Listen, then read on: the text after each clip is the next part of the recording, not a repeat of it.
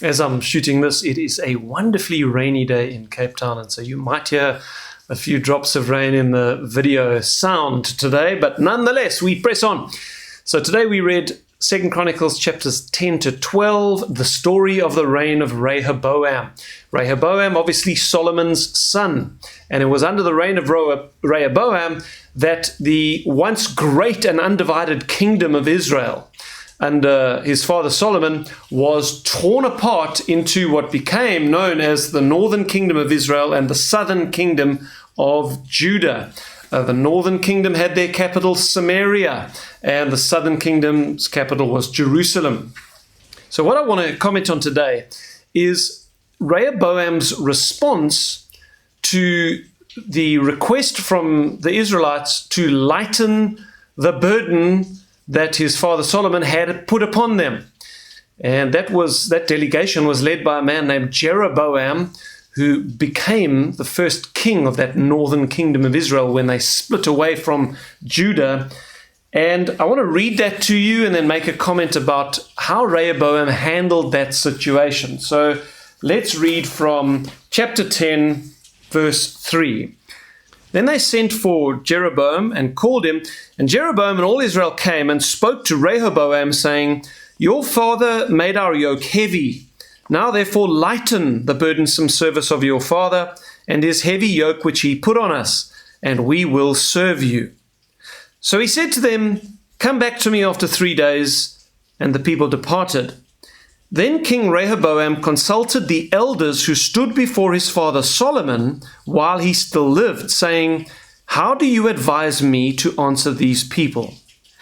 And they spoke to him, saying, "If you are kind to these people and please them and speak good words to them, they will be your servants forever." But he rejected the advice which the elders had given him and consulted the young men who had grown up with him, who stood before him. And he said to them, "What advice do you give?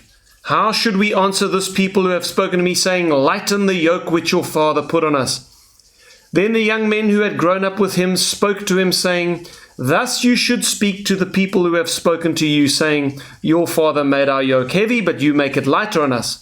Thus you shall say to them, 'My little finger shall be thicker than my father's waist. And now, whereas my father put a heavy yoke on you, I will add to your yoke. My father chastised you with whips, but I will chastise you with scourges," or scorpions, literally. So Jeroboam and all the people came to Rehoboam on the 3rd day, as the king had directed, saying, "Come back to me on the 3rd day." Then the king answered them roughly. King Rehoboam rejected the advice of the elders, and he spoke to them according to the advice of the young men that they'd given him. So here we have this foolish young man, Rehoboam. Young man, he was 41 years old at the time. And I want to comment on the decision that he took to reject the advice of the elders and go with the advice of the young men who had grown up with him. They were in their early 40s at the time. So those of us... So I'm no longer in my early 40s, but I'm pretty close to what can be termed here as the young men that he'd grown up with. And I want us to think about this. So what was Rehoboam's error? It was not the fact that he sought counsel. It is good to seek counsel in life. It's good to ask for advice. But here are the 3 errors that I think Rehoboam did make. Number 1, he did not seek the Lord's advice first. Rehoboam did not pray about this decision. He just asks everyone around him what he should do. The first thing you should always do when you have a weighty, complex decision before you is take it to the Lord. Ask the Lord for wisdom. The book of James says, "If any man lacks wisdom, let him ask of God, who gives to all freely and without finding fault." And if you ask in faith, the wisdom that you ask for will be given to you. And so that is the first problem here. Rehoboam does not take it to the Lord. Second of all, he listens to his peers. the early 40-year-old guys that he'd grown up with instead of listening to the elders. Wow. Now, I want us to think about this. This is not to say that older people are always right and that younger people are always wrong. But let's think about the situation here. The elders whose advice he rejected were men who had sat in the council and court of Solomon, the most wise man who has ever lived, the greatest king of Israel in their history. They had sat in his court. They had counseled the wisest man who had ever lived. And in fact, the wisest man who had ever lived had no problem seeking their counsel, listening to their advice. That should say something. These men had a track record, is the point I'm making. And so Rehoboam was foolish in rejecting their counsel. You know, it's one of the foolish things of youth that children want to throw in everything that their parents have stood for and have depended upon. Now, that's obviously not true of all children, but this is the great temptation of the teenage years, to want to go your own way as a teenager, to throw in the counsel of your parents, the ways of your parents, the friendships of your parents, the worldview of your parents. You want to throw in all the things of your parents and go your own way, make your own way in life. And many times, my friend, if you're a teenager watching this, I can just warn you, it is foolishness to do so. Here, Rehoboam wants to go his own way. He wants to reject the counsel of the elders, while these were men who had, for many, many years, counseled his father Solomon. And yet he had no respect for them. He just wanted to throw it in and go his own way. Foolishness. Then, thirdly, Rehoboam did not judge the matter himself. It seems to me that he didn't have any kind of moral compass of his own.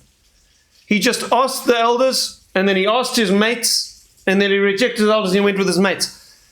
Had Rehoboam himself ever really considered this matter? Did he have enough confidence in his own moral compass, in his own sense of judgment, to look at this matter and think, brutality and pride, which is what his young friends were advising him to do, to be brutal, to be full of pride.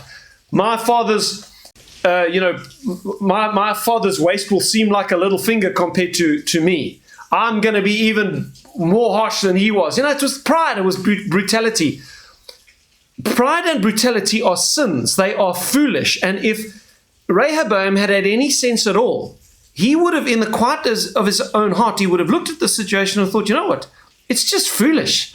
It's just stupid to do what these guys are causing me to do. So he didn't seem to judge the matter for himself. Now, how do we land this? Well, these are three pieces of advice that I think every one of us would do well to heed. Number one, always seek advice when there is a big decision, but seek the Lord's advice first. Pray about the situation.